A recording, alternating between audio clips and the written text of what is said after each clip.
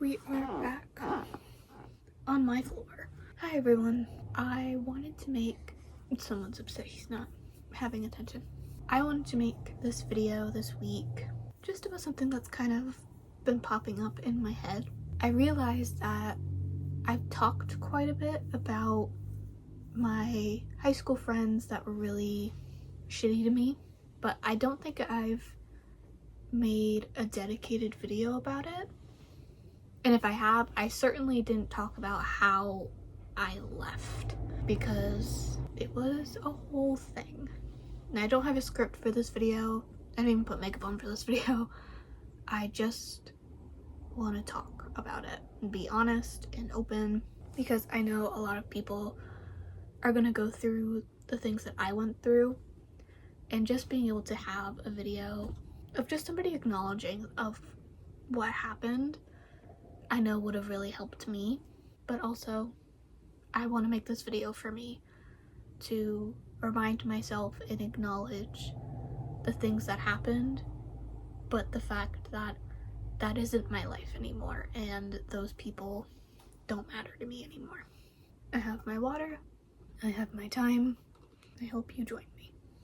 The main friend that kind of started all of this is a friend I've had since I was 8 years old. We danced together, we did a lot of things together, and it's somebody I really trusted. She was one of the first people I told about my cancer diagnosis, because I wanted to. And it's a sad thing to think about now, because knowing how she is now as an adult, it's not out of the realm of possibility that she is either the direct reason or the indirect reason the teacher who outed my cancer diagnosis found out about it at all. Because I remember telling my friends about it outside, away from teachers, away from other people, literally just us, so it would be just us. There was no way that teacher could have known from me telling him then, so it had to have been after, when I wasn't around. But yeah, I was friends with her for a good while, but we really got close end of middle school into high school. So that's where a lot of these stories are going to be coming from. And at the very beginning, she was very kind, very sweet, always wanted to invite me around, always wanted me to be in her vicinity, but only when other people were involved.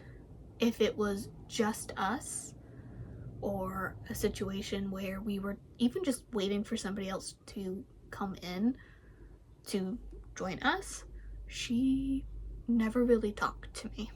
Even like texting each other, she would only text me when she needed something, which, you know, is fair. Sometimes that's just how you start a conversation, is you need to ask for something and you can start something from there. It became a pattern that she would only be nice to me when other people were around. When we were alone, she either would flat out ignore me and pretend like I wasn't around, or would only ever shit talk other people. Now, she thought this, but I was not. I was not very naive. I was very aware that if she was so willing and open to talk crap about other people when they weren't around, she was doing the same to me. And I found out that she was, and that it was about me being sick. She didn't believe that I was actually sick, that I was doing it for attention. And one that hurt more than the others was, there was one of the nice friends that I had. She had a lot of similar conditions to what I have, or just a lot of similar symptoms, I should say. And the two of us would talk about it with each other, especially if something new cropped up, be like, hey, have you experienced this? or we'd talk about doctors that we'd seen, or like, oh, maybe you should ask about this test because I had it done and something was wrong, and we were able to kind of go from there. And so we were able to kind of help each other. But mean friend, she told people that I was taking the symptoms she would talk about, just agreeing, saying, yeah, I totally have that, and pretending like I was sick and just mimicking her, basically, which is so completely not true. We just genuinely had very similar symptoms and were bonding over that. That was probably the first big red flag to me, that this has gone from petty teenage drama that I don't really enjoy but understand that other people do, and so it's kind of a thing that's happening, to this is somebody who's actively trying to, whether consciously or not, destroy me and my relationship to other people. And I say consciously or not because I have seen her do this to other people, where she would have a friend for a prolonged period of time, and then for some reason, unprovoked seemingly, would lie about something, completely play it up, and use it to make them miserable. And if you fought back, it was just more fuel for her to make you more miserable. And she pushed when this happened. She pushed and pushed and pushed. And I am very sure that all of you can probably guess where she would push certain people to think certain ways. Now, I never got to that point personally from her, thankfully, where I was thinking super dark thoughts about myself, but that was just because I had other friends that were very nice that acknowledged also that I wasn't crazy with what I was seeing, and that she was doing this, and that I was seemingly her next victim. And they all ended up agreeing with me that the best course of action would basically be to start slowly removing her from your life. So junior year, I would say, was when I started putting walls up between us. It started small. I would just not reach out and text her. I wouldn't invite myself to anything that she wanted to do, but I still kept inviting her to parts of my life. Like when I was able to get my license, I invited her and one of our other friends. It was not when I got my license, when I got to the point after you get your license when you can start driving people outside of your family. Whatever that first weekend was, I picked the three of us, the two of them up plus my sister, and we drove a few towns over to go to like a Firehouse Subs or something. So I still was inviting her to be in my life, but slowly but surely that stopped, and I genuinely just stopped talking to her, really. When we were in school, of course I would be kind, I would be nice, but I wouldn't really start a conversation with her. If she came up to me to talk to me, I would talk back, but I just kind of started being really quiet. And she interpreted this as me basically being shy and being quiet. And again, she took this as a way to make herself look better. And this is when she really started ramping up, or at least I started noticing it more, the fact that she only wanted to be friends with me because it made her look good. At this point, end of junior year, beginning of senior year, around then, people basically started just being done with the way she was treating everybody. The fact that she would start drama for no reason, would talk crap about everybody when they weren't in the room, would only ever seem to be negative, and people were just kind of done with it. And so a lot of people started distancing themselves from her, I guess. Even like one of her best friends for years and years and years, longer than I was friends with her, and I had been friends with her for almost 10 years at that point. She even would come up to me when we would just be one-on-one and mention that she didn't like how negative that she was, and that they would fight sometimes about it. And this became really confusing for me, because she would be really nice to me when other people were around, but she wouldn't actively try and be my friend in any other way. I really didn't know what she wanted out of this friendship. I didn't know what her intentions really were. I don't know how to put this. Basically, there was a point where when I actually started seeing doctors and getting diagnosed, which was senior year, I started getting more tests and more things. She really tried to attach herself to me, and she really tried to show everybody that she was being a supportive, good friend when I was going through all these tests. But everybody knew that she never talked or would hang out with me after school. So how are you being supportive? And it wasn't that she didn't like doing things after school, like she just was like a homebody, wanted to be home, and so nobody would see anyway. She would actively like go out. She had her license, so she would go to like restaurants and go mini golfing and like the fun things that you get to do when you get your license as a teenager, like go shopping and stuff. People would see it on like her social medias, and like, you claim to be this girl's friend, but you don't take her and do anything with her. And her excuse every time was my disability. Even to me, that was her excuse. Like, I remember a very specific scenario where a group of her friends were gonna go out to eat and then go to a golf course that had an ice cream attached to it. And of course I couldn't go to the restaurant because it didn't have any gluten-free food, but I could very easily go mini golfing. So I offered, like, oh, why don't I just meet up with you guys after you go to the restaurant and I can go hang out and do mini golf. And I remember the other two girls that were gonna be there were like, yeah, that works. It's like, if that's what you're comfortable with, we'd love to see you. And we're like, yeah, let's do that. She decided that it was all or nothing.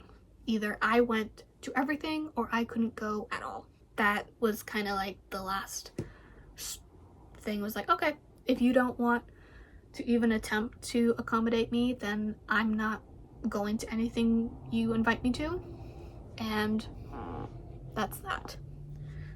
And the thing was, every year up until that point, every major school dance, so prom and homecoming, except for freshman year because I didn't go to my freshman year homecoming, we would go to her parents' house and get ready there, have a big sleepover the night before, get ready the next morning, and go to the dance. You know, just a fun little thing that we all did. My senior year for homecoming, I didn't even ask. I didn't do anything. I honestly didn't even know if I was gonna go. If I was gonna go, it was just gonna be because I wanted to. You know, it was my senior year. I wanted to say that I went to my senior year homecoming. That'd kind of be it. I wouldn't go to her house. I wouldn't do anything. I was just going to be home. We never talked about it or anything. Her mom, who works at the high school, had to come up to me and be like, and ask me, because she knew that I wasn't eating gluten. She wanted to make sure that, you know, there was food at the house that I could eat. And I was like, oh, I haven't been invited. And her mom's like, what do you mean you haven't been invited? And basically her mom was the one who kind of forced her to invite me. And it was not fun, especially because one of our other friends did not spend the night, and she came over and got ready with us anyway. So I did not have to stay over, and I was extremely sick the night before. Like, I had a whole mess in her bathroom, unfortunately. It was not fun. I barely slept. Honestly, I'm pretty sure I went to the dance with them. I stayed for, like, by the time, like, we were in the really long line, by the time we made it in, I think I maybe stayed for 10 minutes. And then I had to leave because I was way too sick because I had been glutened and I was not okay. And the rest of that weekend, I basically stayed held up in my room because I was not doing well. Never once did she check on me though, by the way. After that, I kind of made the final draw of the line for me. It was like, no, I will be kind to you, I will be nice to you, but you are not a part of my life and I don't want to deal with you. So that's basically what I did. And I had made the decision with myself that if she invited me to do anything, I would politely decline. When she would inevitably invite me to go to her house to get ready for our senior prom, I would tell her no, and that I wanted nothing to do with her. I was really scared because, again, I had seen other people do this and her take it as a way to destroy them mentally, socially, all the ways, emotionally. At that point, I was like, I'm done. I can't do this. And then the pandemic hit. And that was honestly one of the better things for me because it meant that I didn't have to see her every day. I could take that step back. You know, I didn't have prom. The last time I saw her was graduation because the way my school ended up doing graduation for the pandemic is they were groups of 6 of us and we all kind of got to corral the 6 that would go. So it was her and her longtime best friend, me and one of my nice friends, and then 2 of our other friends. That was the last time I saw her. I remember at the very, like, when we were all, like, right before, like, she came up, was like, oh, we're graduating. I was like, yep, yeah, we are. And I was just pretty quiet. You know, we did our thing, we had it done. We didn't even have to go to that. Obviously, it was a pandemic if you weren't comfortable, and I wasn't super comfortable because I didn't know all of my diagnoses, so I didn't know how safe I needed to be from this, and if it was even safe for me to attend anything like this at the time. But so many of my teachers got me through high school, and I knew they would be watching. I wanted them to see me, even if it had to be on a computer screen. I wanted those teachers to see me graduate because I knew it would mean a lot to them. So, I'm crying. But afterward, my mom got some pictures of me with my diploma and we started leaving, but her mom wanted pictures of us, and so I let her take some group pictures. I left and I never talked to her again. I literally think that I don't think I blocked her on any social media for a little bit, but I kind of really just entirely removed myself from it. No, I didn't, because it wasn't the last time I talked to her. The last time I talked to her was the first day of college because we were going to the same college. I think she was staying at home, but we had some friends that had programs that needed to be in person, and so we did a big friend FaceTime call. That was technically the last time I saw her, but seeing her like that kind of solidified for me that I can't have her in my life. She didn't even do anything on that call, to be clear. It was just I haven't had to speak to her in so many months, and seeing her brought up so much anxiety in me that I realized she isn't somebody I can have in my life. And so I didn't send her a text. I didn't do anything. I literally just blocked her on all my social media. I deleted her number from my phone, and that was that. I haven't spoken to her since. I don't know what she's doing. I haven't seen anything from her. So if you are in any sort of similar situation, first of all, I'm very sorry, because I remember just how stressed and confused I was when I was going through it. I would just say, take a breath and recognize that these people don't have to be in your life forever. Yes, you may be in a situation where you are having to see each other every day, but at the end of the day, as long as you are nice to them when you have to see them, you don't actually have to keep them in your life. You do not need to invite them. You do not need to do things. And if they get to a point where they start making you feel bad or making it seem like it's your fault that they are doing this or any sort of more abusive behaviors, then you should involve more people and people that can help. Because I swear there are people that want to help. I had friends that recognized the pattern of behavior from her and did not want it to get to any sort of abusive level and helped me get out of it before more damage was done, because damage was done. Because even now, I have such a hard time getting close to people and being honest. Like, it's taken me so long to make this video, because even now, in my head, I'm thinking, what if she finds it? What is she gonna do? And I do have a fear of her being really mean about it. Trying to make it seem like it was all my fault, or if I got facts wrong, that the whole video was wrong. But I have memory problems. That's why you didn't get a lot of specific examples in this video, because I can't remember it anymore. And yes, a lot of that has to do with the trauma of my illness, but I am at a point now where I could acknowledge that the way she treated me also contributed to the reason I can't remember that period of my life anymore.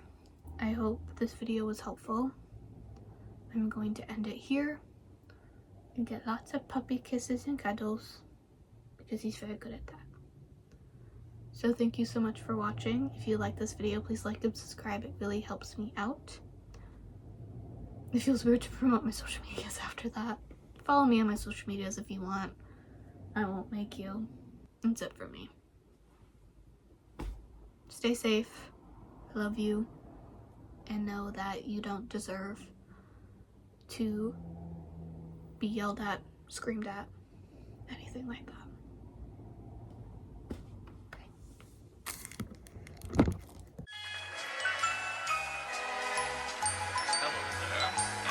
Welcome to the exciting world of kids.